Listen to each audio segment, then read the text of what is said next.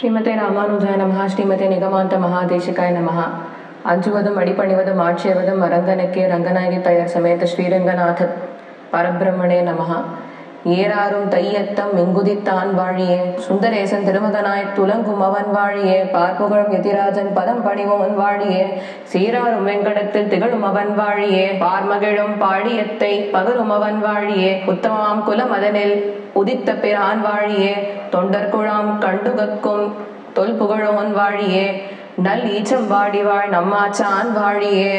இன்று தை அஸ்தம். சுவாமி கூரத்தாழ்வானுடைய திருநக்ஷத்திரம் மற்றும் திருமலை ஈச்சம்பாடியாச்சான் சுவாமியினுடைய திருநக்ஷத்திரமும் கூட. முதலில் ஈச்சம்பாடியாச்சான் சுவாமியினுடைய வைபவத்தை அனுபவித்து விட்டு பின்பு சுவாமி கூரத்தாழ்வானுடைய ஏற்றம் அதையும் நாம் அனுபவிப்போம். ஸ்ரீ ஆளவந்தாரனுடைய ஸ்ரீபாதத்து முதலிகளான 20 திருநாமங்களில் ஒருவராயும் ஸ்ரீ ஆளவந்தாரால் திருமாலிருஞ்சோலைதாசர் என்னும் தாசிய நாமம் சாற்றப்பட்டவராகவும் திகழக்கூடியவர் தான் ஸ்ரீ அழகப்பிரான் என்று சொல்லக்கூடிய ஸ்ரீ சுந்தர தேசிகன் சுவாமி. சுந்தர தேசிகன் சுவாமியை பார்த்தோம்னாக்கா அவர் புரட்டாசி மாதத்துல சுவாதி நட்சத்திரத்துல திருமலைக்கு பக்கத்துல இருந்த ஈச்சம்பாடி என்னும் அக்ரகாரத்தில் அவதரித்தார். சுந்தர தேசிகன் சுவாமியை பார்த்தோம்னாக்க அவர் சகல வித்தியைகளையும் காலக்கிரமேண அபியசித்தருளினார். சுந்தர தேசிகன் சுவாமியை கண்டுகந்த பெரிய திருமலை நம்பி சுவாமி அவருடைய குமாரத்தையே இவருக்கு கல்யாணம் பண்ணி கொடுக்கிறதா சொல்ல, அதை கேட்டு மனம் மகிழ்ந்த இவருடைய திருத்தகப்பனாரான ஸ்ரீ ஸ்ரீனிவாசாச்சாரியாரும் அவருடைய குமாரர் சுந்தர தேசிகனுக்கு திருக்கல்யாணம் செய்தருளினார். இதற்கு பின்பு திருத்தகப்பனார் நியமனத்தாலே ஸ்ரீ சுந்தர தேசிகன் சுவாமி ஆளவந்தாரை ஆசிரியித்தார். ஆளவந்தார் இவருக்கு பஞ்சசம்ஸ்காரம் எல்லாம் செய்து வைத்தார். கூடவே திருமந்திரம், துவயம், சரமஸ்லோகம் முதலிய ரகசியார்த்தங்களை உபதேசம் செய்தார். இதை தவிர்த்து வேதாராத்தங்கள், சகல புராண இத்தியாசங்கள், திவ்ய பிரபந்தம், அதுல இருக்கக்கூடிய ஆழ்வார்களுடைய அருளி செயல்களை எல்லாம் இவருக்கு உபதேசித்தார். ஆச்சாரியரான யாமுனாச்சாரியார் யமுனை துறைவர் ஸ்ரீ ஆளவந்தாரையே ஸ்ரீ சுந்தர தேசிகன் சுவாமி அவருக்கு உபாயமாக கொண்டு அவரிடத்திலே தாசத்துவத்தை வெளிப்படுத்தி கொண்டு வந்தார். அந்த காலகட்டத்துல ஆளவந்தார் இவரை அழைத்து திருவேங்கடம் என்னும் திருப்பதியில் திருமஞ்சனம், திருத்துழாய், புஷ்பம், சாத்தப்பொடி, தூபதீபம், வேதபாராயணம், மந்திர புஷ்பம், புராணம் முதலிய சகல கைங்கரியங்களையும் நீரும் பெரிய திருமலை நம்பியை போல் திருவேங்கடத்தானுக்கு செய்து கொண்டு போறோம் அப்படின்னு அவர் அங்க ஸ்ரீ சுந்தர தேசிகன் சுவாமிய நியமித்தார்.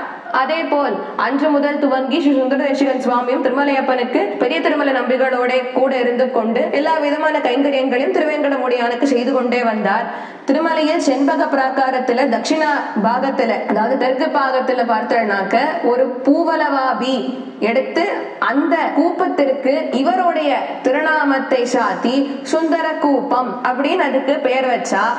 அந்த கூப்பத்தில் இருந்துதான் பெருமாளுக்கு திருமஞ்சனம் நித்தியம் சமர்ப்பித்து கொண்டிருந்தார். இன்னைக்கும் பார்த்தோம்னாக்கா அந்த சுந்தர கூப்பத்திலிருந்து திருவேங்கடத்தான் திருவாராதனம் கண்டருள்கிறார். இவ்வழகப்பிரான் சுவாமி திருமலையில் சுவாமி புஷ்கரணியில் திருமலை நம்பிகள் திருமாளிகை பக்கத்தில் இருந்து கொண்டு சந்நிதி பிராகார வெளியில் அநேக திருநந்தவனங்களின் நடுவே தாமும் ஒரு உத்தியானவனம் செய்து அந்த தோட்டத்திற்கு தம்முடைய திருநாமமான திருமாலிருஞ்சோலைதாசர் என்னும் பெயர் சாத்தி அந்த தோட்டத்திலிருந்து பலவித புஷ்பங்கள், திருத்துழாய், தவணம், மருகு முதலான மாலைகளும் மலையப்பனுக்கு நித்தியம் சமர்ப்பித்து கொண்டிருந்தார். திருவாராதன காலத்துல வாச்சிக கைங்கரியமான திருப்பல்லாண்டு பாடுகை, வேத பாராயணம் செய்தல், பின்பு மந்திர புஷ்பம் முதலான சகல கைங்கரியங்களிலும் அன்வைத்து எழுந்தருளி இருந்தார் ஸ்ரீ சுந்தர தேசிகன் சுவாமி. அவருடைய பெருமை எத்தனை பேசினாலும் தீராதது. இவர் திருமலையில் எழுந்தருளி இருந்த காலத்துல பகவத் ராமானுஜர் அங்க ஒரு சமயம் யாத்திரையாக சென்றிருந்தார். அச்சமயம் பெரிய திருமலை நம்பியினுடைய நியமனத்தினால சுந்தர தேசிகரிடத்தில் தாபனீய உபனிஷதையும் நரசிம்ம மந்திர முதலியவை அனைத்தையுமே கேட்டறிந்தார் பகவத் ராமானுஜர். இந்த காரணத்தால் சுந்தர தேசிகர் ராமானுஜருக்கும் குருவாக விளங்கினார். ஸ்ரீ சுந்தர தேசிகன் சுவாமிக்கு 2 பசங்க வந்து பிறக்கிறா. ஒரு குமாரர் தை மாதம் ஹஸ்த நட்சத்திரத்திலே அவதரித்தார். அவருக்கு ஆச்சான் ஸ்ரீனிவாசாச்சாரியார் என்ற திருநாமம் சாத்தினார்.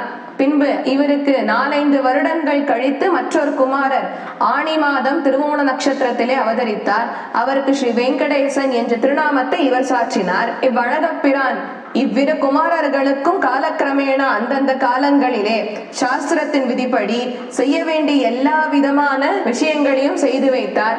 வேத அத்தியனம் முதலான சகல வித்யைகளையும் அபியசிக்கும்படி செய்தருளினார். இந்த திருக்குமாரர்கள் சகல வித்யைகளிலும் சமர்த்தர்களாய் விளங்கும் சமயத்திலே இவர்களை கண்டுகந்து பெண் வீட்டார்கள் தம் கன்னிகைகளை கொண்டு கொடுக்க திருத்தகப்பனாரும் மிக உகந்து 2 திருக்குமாரர்களுக்கும் திருக்கல்யாண மகோத்சவத்தையும் சாஸ்திர விதிப்படி செய்தருளினார். அனந்தரம் திருக்குமாரர்கள் இல்லற வாழ்க்கையை நடத்தி கொண்டு போகும் காலத்தில் திருத்தகப்பனார் ஸ்ரீ அழகப்பிரான் அவருடைய குமாரர்களை கட்டாட்சித்து, நீங்கள் இனி நம்மி ராமானுஜன் திருவடிகளை அடைந்து உய்மின் என்று நியமித்தார். அப்படியே இவர்களும் ராமானுஜனுடைய திருவடிகளை அடைந்து திருமந்திர துவய சரம ஸ்லோகார்த்தங்களையும் உபனிஷத் அர்த்தங்களையும் ஸ்ரீபாஷ்யம் திவ்ய பிரபந்த அர்த்தங்களையும் சகல இதிகாச சாஸ்திர புராண வியாக்கியான தர்க்க மீமாம்சாதி சாஸ்திரங்களையும் ஆளவந்தார் சாதித்த கிரந்தங்களையும் மற்றும் உள்ள கிரந்தங்களையும் கேட்டறிந்தார்கள். ராமானுஜனையே எல்லா உறவுமாக பெற்று சகல அடிமைகளையும் செய்து வாழ்ந்து வந்தார்கள். இது எவ்விதம்னு கேட்டாக்க, சுவாமி ஆளவந்தார் அவருடைய ஸ்தோத்திர ரத்னத்திலே சுவாமி நம்மாழ்வாரை பற்றி கூறும் பொழுது 5வது ஸ்லோகத்திலே அவர் எடுத்துரைத்தார். மாதா பிதா யுவதய ஸ்தனயா விபூதி சர்வம் யதேவ நியமேன மதன்வயானாம் ஆத்யஸ்ய நக குலபதேர் வகுலாபிராமம் ஸ்ரீமத் ததங்கிரியுகலம் பிரணமாமி மூர்த்தினா என்று அவ்விடத்திலே ஸ்ரீ ஆளவந்தார் குறிப்பிடும் பொழுது சுவாமி நம்மாழ்வாரையே நான் தாயாக தந்தையாக எல்லா விதமான உறவுகளாகவும் ஏற்றுக்கொண்டு அவரையே உபாயம் உபேயமாகவும் பற்றி இருக்கின்றேன் என்று சாதித்தார். அதே போல் ஸ்ரீ சுந்தர தேசிகன் சுவாமியும் அவருடைய ஆச்சாரரான ஸ்ரீமத் யாமுன முனிய இவர் எல்லா விதமான விஷயங்களாகவும் பற்றி இருந்தார். அதே போல் இவருடைய திருக்குமாரர்கள் ராமானுஜனையே தாயாய் தந்தையாய் மக்களாய் முற்றுமாய் பற்றி இருந்தார்கள். எத்தகைய விசேஷமான விஷயம்! அவ்வளவு சுலபத்துல ஆச்சாரியனை எல்லாம்னு பற்ற முடியுமா அப்படின்னா ஆச்சாரியால அப்படி கொண்டாடி இருக்கா. இப்படி எல்லா விதமான சாஸ்திரார்த்தங்கள் எல்லா விதமான கிரந்தங்களுக்கும் ராமானுஜனிடத்திலிருந்தே நேரடியாக உபதேசத்தை பெற்றவர்கள் என்று கூறினால் இவர்களுக்கு எத்தனை ஏற்றம் இருக்கும், எத்தனை பாக்கியம் செய்தவர்கள் என்று சிந்தித்து பார்க்க வேணும். இந்த இடத்துல 2 பேருமே எல்லா விதமான வித்யைகளையும் ராமானுஜிடத்துல கத்துண்டா. அப்ப அகோபாகியம் அகோபாகியம் அகோபாகியம் தானே. அப்படிப்பட்ட 2 குமாரர்கள்ல ஒருவர் தான் ஈச்சம்பாடி ஆச்சான் சுவாமி. ஈச்சம்பாடி ஆச்சான் சுவாமியினுடைய திருநக்ஷத்திரம் தை மாதம் ஹஸ்த நட்சத்திரம். இவர்கள் இருவரும் எம்பெருமானார் ஏற்படுத்தி 74 சிம்ஹாசனாதிபதிகளில் தலைவர்களாயும் எழுந்தருளி இருந்தார்கள். சில காலத்திற்கு பிறகு 2வது திருக்குமாரர் ஸ்ரீ வெங்கடேசர் ஞான பக்தி விரக்தி யுக்தராய் எதிராசரிடத்தில் சந்நியாச ஆசிரமம் ஸ்வீகாரம் பெற்று அது முதல் ஈச்சம்பாடி ஜீயர் என்ற பெயர் சாற்று பெற்று விளங்கினார். மிகவும் நிஷ்டையுடன் அதி விரக்தராய் சிஷ்யர்களுக்கு ஸ்ரீபாஷ்யம் திவ்ய பிரபந்தங்களுக்கு அர்த்தங்களை சாதித்துக் கொண்டு வாழ்ந்து வந்தார். இந்த விஷயங்கள் எல்லாம் புத்தூர் சுவாமி அவருடைய ஆச்சாரிய வைபவ மஞ்சரி அப்படிங்கிற நூல்ல எடுத்து காண்பிச்சார். ஸ்ரீ ஈச்சம்பாடி ஆச்சான் திருவடிகளே சரணம். அப்படிப்பட்ட ஈச்சம்பாடி ஆச்சானோட வம்சம் இன்னைக்கும் இருக்கு. ஒரு காலகட்டத்துக்கு பின்பு இந்த ஈச்சம்பாடி ஆச்சான் வம்சத்துல சேர்ந்திருக்கிறவா அத்தனை பேருமே கருடபுரம், மதுராந்தகம், திருவள்ளூர் போன்ற இடங்களிலே வாசம் செய்து கொண்டு வந்தார்கள். அந்த வம்சம் இன்னும் தொடர்ந்து வந்துட்டு இருக்கு. இப்படிப்பட்ட மகான்கள் வாழ்ந்த வம்சம், மகான்கள் வாழ்ந்த பூமியில நாமளும் வாழ்ந்துட்டு இருக்கோம் அப்படிங்கறதே பெரிய பெருமை நமக்கு. இப்போ ஈச்சம்பாடி ஆச்சான் போன்ற மகான்கள் அவதரித்துள்ளார்கள். அவருடைய திருநட்சத்திரத்தை தான் நம்ம இன்றைய தினம் கொண்டாடி கொண்டிருக்கின்றோம். மேற்கொண்டு இன்று மற்றொரு மகான் இதே புவியில் அவதரித்தார். அவர்தான் சுவாமி கூரத்தாழ்வான். இவரை பத்தி சொல்லணும்னா திருவரங்க தமுதனார் சாதித்த ராமானுஜன் நூற்றந்தாதியில் 7வது பாசுரத்திலே கூரத்தாழ்வானுடைய ஏற்றத்தை அவர் எடுத்து காண்பிக்கிறார். மொழியை கடக்கும் பெரும்புகழான் வஞ்சமு குறும்பாங் கொழியை கடக்கும் நம் கூரத்தாழ்வான் சரண் கூடிய பெண் பழியை கடத்தும் இராமானுஜன் புகழ்பாடி எல்லாம் வழியை கடத்தல் எனக்கினியாதும் வருத்தம் அன்றேன்னார் அமுதனார். இவ்விடத்தை இவர் பதம் சாதிக்கும் பொழுது மொழியை கடக்கும் பெரும்புகழான் அப்படின்னு சொல்லிட்டார். மொழியை கடக்கும் பெரும்புகழான்னு சொன்னாக்க சுவாமி கூரத்தாழ்வானுடைய ஏற்றம் எத்தகையதுன்னு அங்க எடுத்து காண்பிக்கிறார். சுவாமி கூரத்தாழ்வானை பற்றி பேசி மாலாது, ஏன்னா மொழி பத்தாது வார்த்தைகள் பத்தாதுன்றார். ஏன் மொழி பத்தாது வார்த்தைகள் பத்தாதுன்னு கேட்டாக்க சுவாமி கூரத்தாழ்வான் இடத்துல இருக்கக்கூடிய திருக்கல்யாண குணங்கள் எத்தகையதுன்னா பரமபதம் அளவிற்கு நீண்டு நிற்கக்கூடிய திருக்கல்யாண குணங்கள் சுவாமி கூரத்தாழ்வானிடத்திலே நாம் காணலாம். அநேக திருக்கல்யாண குணங்கள் நிரம்பி இருக்கக்கூடியவராக திகழக்கூடியவர் தான் சுவாமி கூரத்தாழ்வான். இப்படி அநேக கல்யாண குணங்கள் நிரம்பி உள்ளவராக இருக்கின்றாரே, இவரை பத்தி பேச ஆரம்பித்தால் பேசிக்கொண்டே போலாம். இவரிடத்தில் வாத்சல்யம் எத்தகையது, காருண்யம் எத்தகையது, சுவாமி கூரத்தாழ்வானத்துல வைராகியம் எத்தகையது, சொல்லிட்டே போலாம். அதனால்தான் அநேக திருக்கல்யாண குணங்கள் நிரம்பி இருக்கக்கூடிய பெரும் புகழான் சுவாமி கூரத்தாழ்வான். அவரை பற்றி வர்ணித்தல் அப்படிங்கிறது ஆகாத செயல், முடியாத செயல், இயலாத செயல். ஏன்னாக்கா அவருக்கு திருக்கல்யாண குணங்கள் பரமபதம் அளவிற்கு நீண்டிருக்கக்கூடியது. மொழியை கடக்கும் பெரும் புகழான் வஞ்சமுக்குறும்பாம் குழியை கடக்கும் நம் கூரத்தாழ்வான் சரட்கூடிய பெண். வஞ்சமுக்குறும்பாம், வஞ்சம் என்று பதமிட்டிருக்கார் திருவரங்கத்த முதனார். வஞ்சம் என்று சொன்னால் வஞ்சித்தல் என்பது பொருள். இதுக்கு மற்றொரு அர்த்தம் என்னன்னு கேட்டாக்க, பிள்ளைலோகம் ஜீயர் அவருடைய வியாக்கரணத்துல சாதிக்கிறதே சொல்றார், ஆத்மாவை தான் என்ற அகங்காரத்தினாலே தன்னுடைய சொத்து என்று கொண்டாடி கொண்டிருக்கின்றானே, அதுதான் இவ்விடத்தே வஞ்சமுக்குறும்பு, வஞ்சம் வஞ்சித்தல் என்ற பதமிட்டு திருவரங்கத்த முதனார் சாதித்தார் என்று அவர் எடுத்து காண்பித்தார். ஆத்மா நம்ம சொத்தா அப்படின்னு கேட்டாக்க இல்ல. ஆத்மா யாருடைய சொத்து? பகவான் சொத்து. இதுக்கு ஒரு உதாரணம் சொல்லணும்னாக்க, ஒரு பெரிய செல்வந்தர் ஒருத்தர் இருந்தார் ஒரு ஊர்ல. அந்த செல்வந்தர் இடத்துல ஒரு ஏழை பிராமணன் போய் கடன் வாங்குறான். ஏழை பிராமணன் போய் கடன் வாங்குறான். அவன் செல்வந்தர்கிட்ட சொல்றான், நிச்சயம் ஒரு வருஷத்துக்குள்ள இந்த கடனை அவங்கள்ட்ட திருப்பி கொடுத்துடுறேன்றான். நாட்கள் ஆயிட்டே இருக்கு. இந்த ஏழை பிராமணன் அந்த கடனை திருப்பி கொடுத்தாப்புல தெரியல. செல்வந்தரும் காத்துட்டு இருக்கான். ஒரு வருஷம் முடிஞ்சு 2வது வருஷம் கூட முடிய போகுது. இந்த தருவாயில இதுக்கு மேல காத்துட்டு இருக்க முடியாதுன்னு சொல்லிட்டு அந்த செல்வந்தர் அவ்விடத்திலிருந்து புறப்பட்டு ஏழை பிராமணனுடைய கிரகத்துக்கு எழுந்துள்ளினார். இந்த ஏழை பிராமணனுக்கு நன்னா தெரியும், என்றாவது ஒரு நாள் செல்வந்தர் நம்ம தேடி வரப்போறான். அவன் வரும் பொழுது நான் கடன் கொடுக்கல, அந்த கடனை தான் கேட்பான். அவன் வந்தானாக்கவே நான் கொடுக்காத அந்த கடனை கேட்பான். அந்த கடனுக்கு இப்ப நான் எங்க போறது?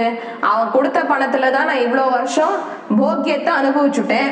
இப்ப குடுடா அப்படின்னா நான் எங்க போறது பணத்துக்கு? எங்கிட்ட தான் பணமே இல்லையே கொடுக்கறதுக்கு.